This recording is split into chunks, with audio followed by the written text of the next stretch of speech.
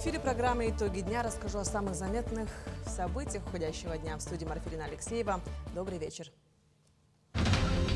Состоялось общее собрание парламентской ассоциации «Дальний Восток» и Забайкалья. О системных проблемах в сфере энергетики рассказал спикер парламента Якутии Алексей Еремеев. Из-за обильного снегопада в Якутске была усилена работа по расчистке дорог, тротуаров и дворовых территорий. Выпала месячная норма снега. Якутск в эти дни стал эпицентром кикбоксинга всего Дальнего Востока. Медали турнира и путевки на финальный этап оспаривает более 250 спортсменов. В Москве готовы встречать весну. Состоялся фестиваль маслениц народов России. Якутию представили студенты из объединения «Айтал». В Якутске стартовал международный конкурс по ледовым и снежным скульптурам «Мы дети Севера». Участие принимают и школьники.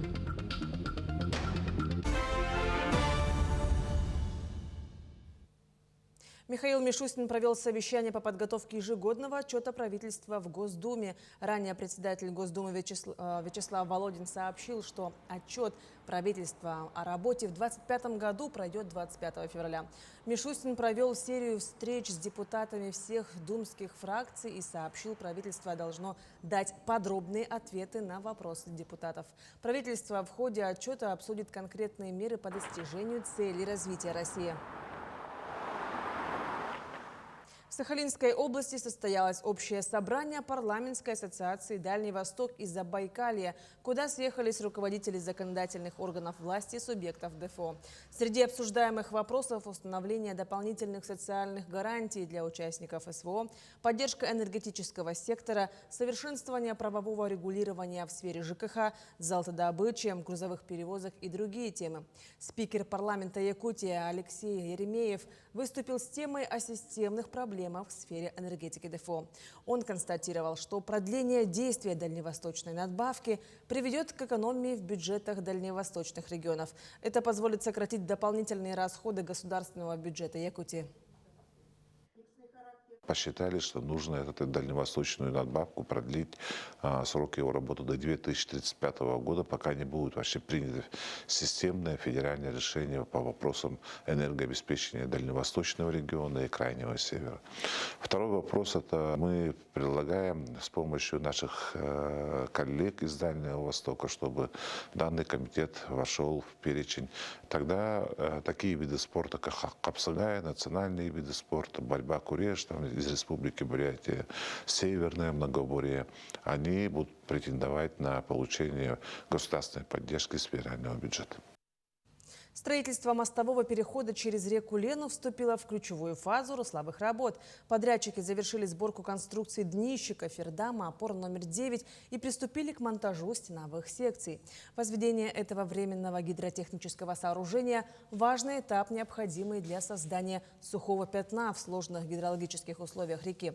Кофердам обеспечит возможность строительства непосредственно в русле Лены фундамента для главного пилона моста, высота которого достигнет 284,5 метра. В ближайшее время строителям предстоит масштабный комплекс работ внутри защищенного пространства, устройство фундамента из 208 буронабивных свай на глубине более 40 метров.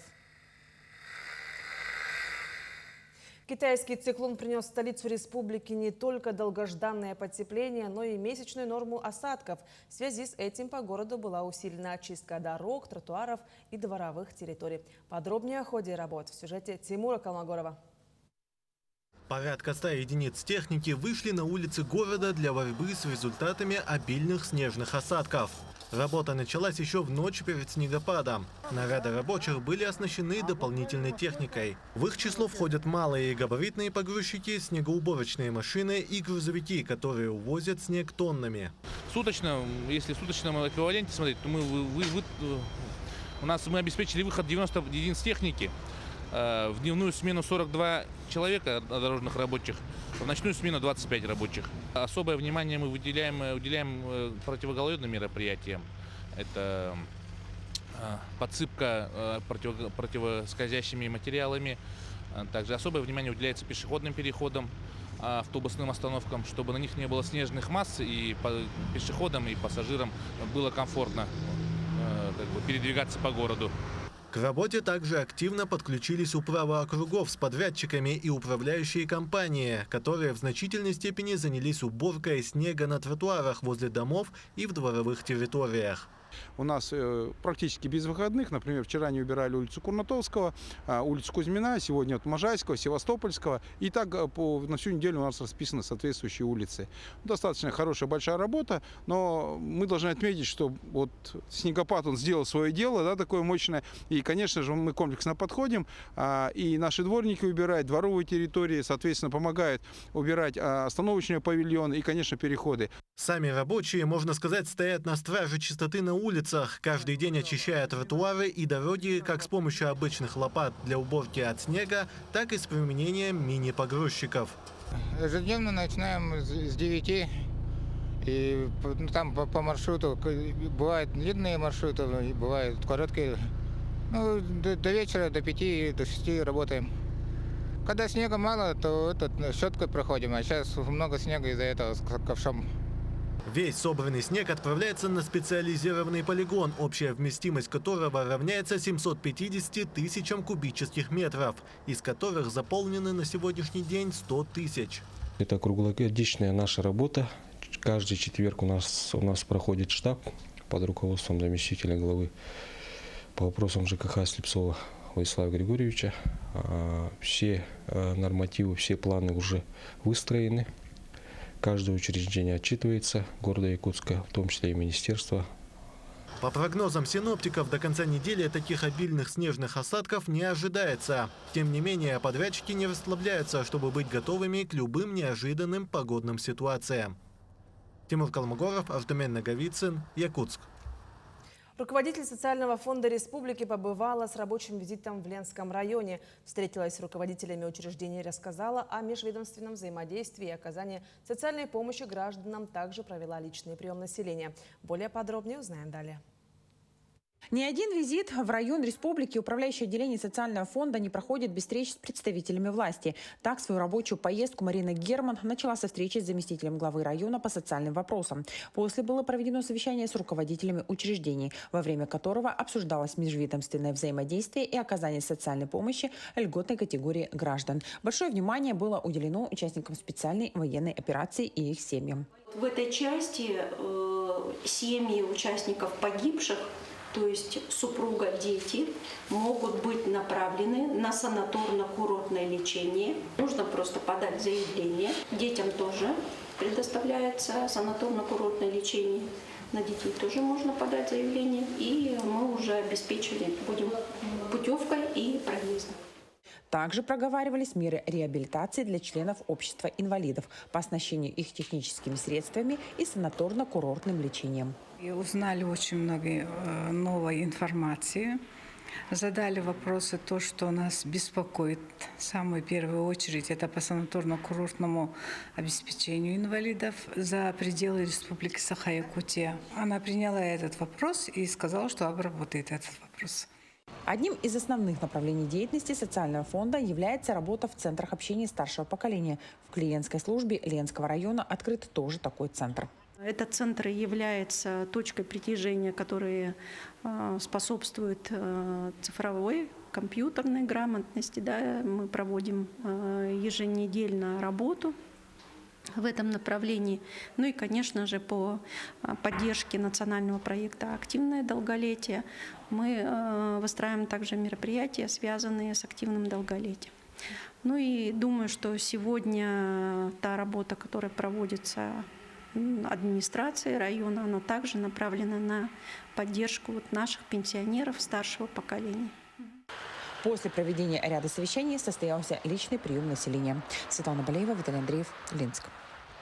В Якутии впервые выполнили сложнейшую реконструкцию при раке языка. Одновременно работали 2 бригады. Специалисты Республиканского онкологического диспансера успешно провели сложнейшую микрохирургическую операцию по реконструкции языка пациенту с раком языка 2-й стадии. Операция продолжалась 11 часов. Врачи выполнили субтотальную резекцию языка, удаление тканей дна полости рта и корня языка слева, а также шейно-подчелюстную лимфодиссекцию. В стенах Алданского медицинского колледжа финишировал региональный этап чемпионата профессионалы по компетенции медицинский и социальный уход. Профессиональные навыки и умения, необходимые для работы в амбулаторных учреждениях и стационарах, продемонстрировали студенты и впервые школьники. Продолжение темы в сюжете наших коллег. Контроль состояния пациента, проведение назначенных процедур, помощь в самообслуживании, обезболивание. Задач у медработников в отделении травматологии немало, и выполнять их следует четко и грамотно.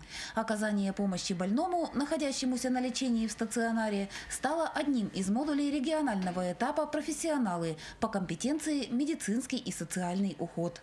У первого пациента все сделал, но документацию не заполнила.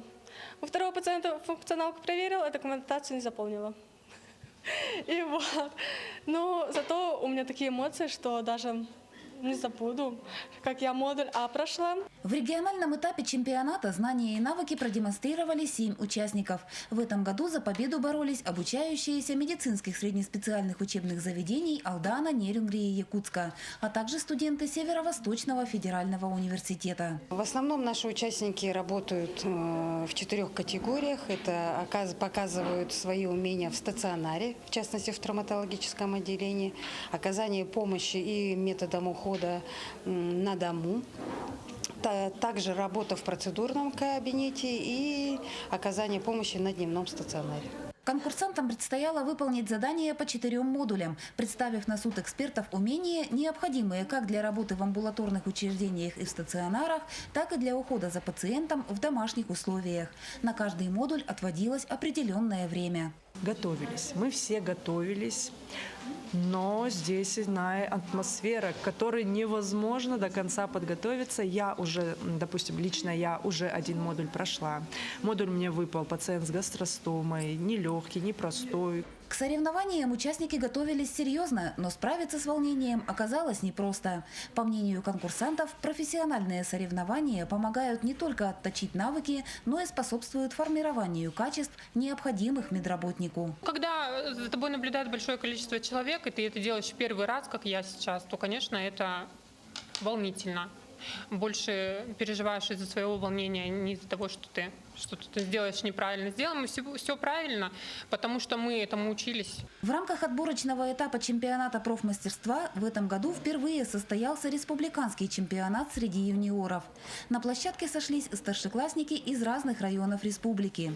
Сбор анамнеза, обследование, оказание помощи и лечебная деятельность. Ребятам предстояло найти решение задач по нескольким направлениям. Прям уже можно сказать, что профессионально измеряют и давление, и пульс, и опрос пациента проводят профессионально, что не скажешь, что это школьники, что это юниоры.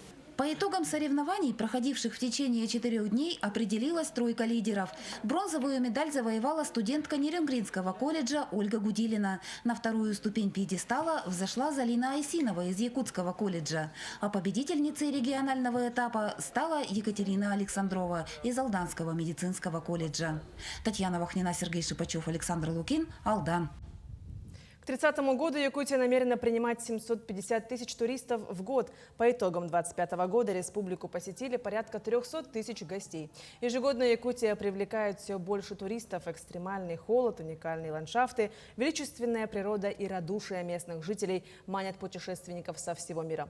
Утверждена стратегия развития туризма до 2030 года. Туризм должен стать одним из ключевых секторов экономики. Приоритетными направлениями стратегии стали развитие домашнего туризма, создание новых маршрутов и туристических услуг внутри республики, а также сохранение национального культурного наследия. Однако, надеемся, что... В фотографиях «Жизнь всей республики» в Якутске состоялась презентация книги журналиста Родиона Кривогорницына. В книге собраны снимки Василия Дахунаева, ученого-биолога, краеведа и фотодокументалиста. Подробности расскажем в следующем материале. Василий Дахунаев обладал многогранным талантом. Будучи кандидатом биологических наук, он одним из первых занялся изучением акклиматизации растений в Якутии. А свободное время Василий Николаевич посвящал любимому хобби – фотографии. Во второй половине 20 века в его объектив попали значимые для республики личности – от спортсменов до артистов. Ну вот он всегда вникал туда, там, где вот. И такие моменты снимал. Я очень рада, что вот Анигина тут, да, Евдокия Степанова, какие они молодые, и в общем, они в полете своей, в творчестве своего. И вот он ловил вот эти моменты. И сейчас вот это просто красота.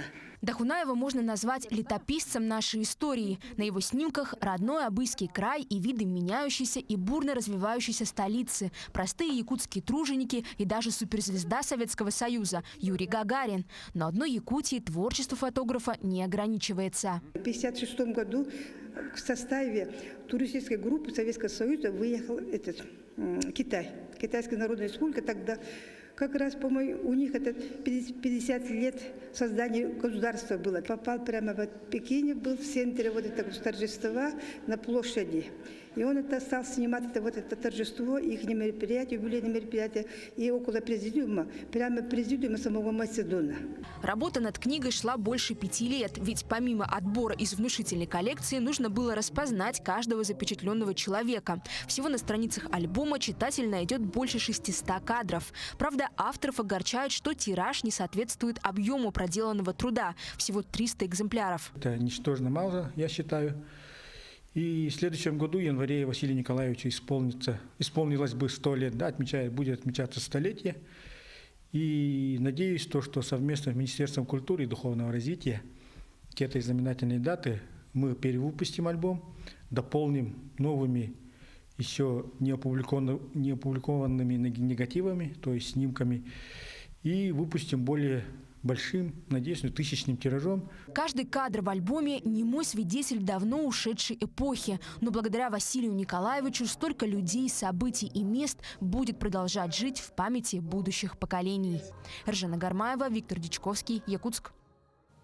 Якутск в эти дни стал эпицентром кикбоксинга всего Дальнего Востока. Под сводами Дворца спорта 50 лет Победы стартовали чемпионат и первенство ДФО памяти первого чемпиона мира из СССР Александра Иванова. Медали традиционного турнира и путевки на финальный этап оспаривает более 250 спортсменов. Подробнее в сюжете Вероники Таюрской. В течение 4 соревновательных дней на якутский ринг выйдут представители 8 регионов. Юноши, юниорки и взрослые спортсмены выявят сильнейших в 2 разделах – лоу-кик и фулл-контакт. Фулл-контакт дисциплина – это дисциплина, как она сама себе говорит, фулл, то есть полный контакт, где спортсмены работают в полную силу. Классическая техника рук – это бокс и классические удары ногами. То есть техника лоу-кик – спортсмены боксируют в шортах, везде, как и в фулл-контакте и в лоу-кике. Боксируют голым торсом, в шортах, щитки. То есть также в лоу-кик разрешены удары по бедрам выше колена. То есть это тоже очень такая жесткая дисциплина, уже жестче идет. 26-е дальневосточные соревнования по кикбоксингу проходят на родине первого чемпиона мира из СССР, якутянина Александра Иванова. Отстоять честь своей республики и показать свои навыки приехали спортсмены со многих районов Якутии. Хочу показать хороший бой, показать все свои заготовки, ну и первое место. Все регионы по-своему хороши, но я думаю, наш регион самый сильный будет. Еврейская автономная область привезла на первенство 6 спортсменов. Подготовка к боям шла интенсивная и разносторонняя. К соревнованиям я подошел с плотным усилием, то есть с хорошей подготовкой, потому что дальневосточные соревнования – это путевка на всероссийские, и можно с всероссийских попасть в сборную.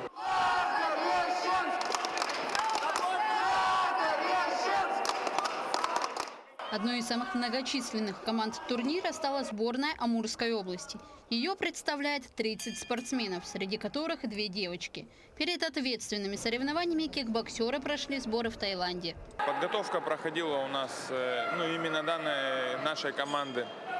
Мы выезжали в Таиланд, то есть мы там провели 2 недели и подготовились к данному мероприятию.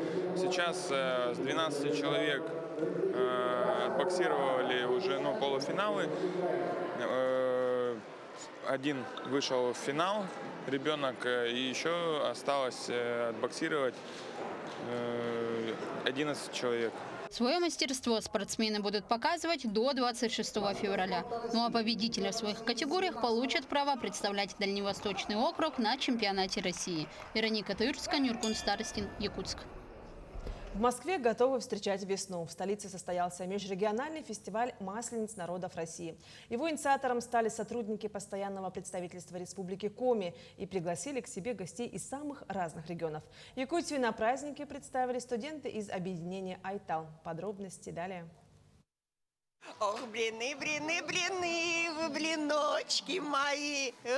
С песнями, плясками, уличными забавами и, конечно же, блинами встретил фестиваль маслениц народов России всех желающих. На площадке можно было познакомиться с традициями разных регионов. Ребята сейчас поиграли чужон-бол. Это такая игра наподобие хоккея. Но вместо клюшки веник и вместо шайбы мяч.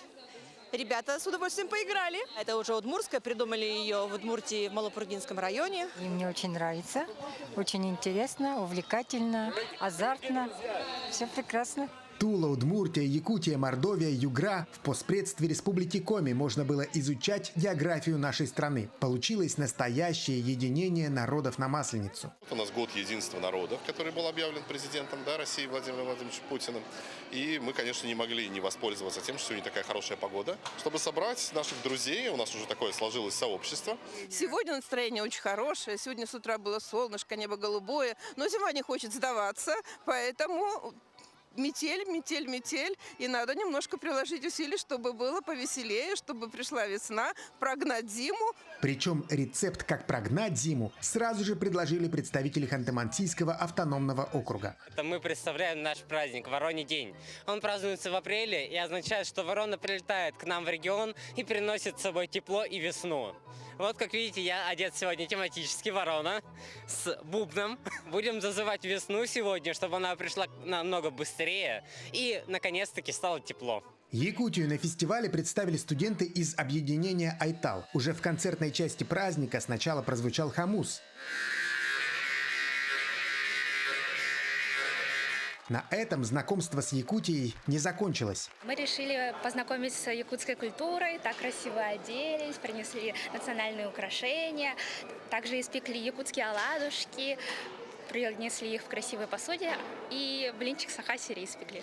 Подобный фестиваль прошел впервые, и участники праздника уже предложили сделать такие встречи традиционными, чтобы как можно чаще объединяться и быть вместе. Максим Кардозу, Виктор Олесов, Москва. В Якутске стартовал международный конкурс по ледовым и снежным скульптурам «Мы дети Севера». Это единственный в мире конкурс среди школьников по созданию ледовых и снежных композиций. В этом году к выполнению задания приступили 15 команд. О том, как звучит тема конкурса и с каким настроем участники начали работу, в сюжете далее.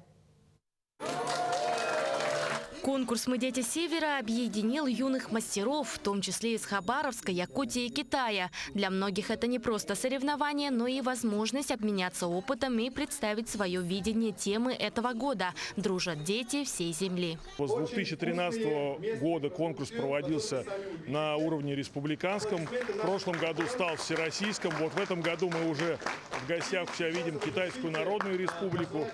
Очень надеемся, что дальше этот конкурс также будет развиваться. Для мастеров из Китая участие в конкурсе – это возможность культурного диалога. Несмотря на языковые различия, язык искусства понятен без перевода. Мне очень понравился город Якутск. Я здесь не в первый раз. Мы тренировались каждый день, и ребята много трудились. Мы будем делать ледяную скульптуру с молнией и сердцем, где будет изображен ребенок. В детстве мы увидели такую скульптуру, поэтому решили повторить.